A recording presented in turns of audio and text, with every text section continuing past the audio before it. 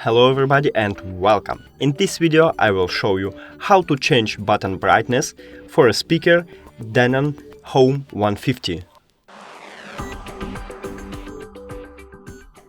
You have to start by opening HEOS application, go to Settings, My Devices, choose your device,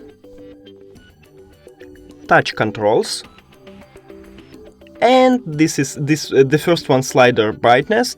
It helps you with changing the brightness of the button. Thank you so much for watching this video. If you found it helpful, please consider subscribing to channel and leave the like on the video. It's really important to us. See you later!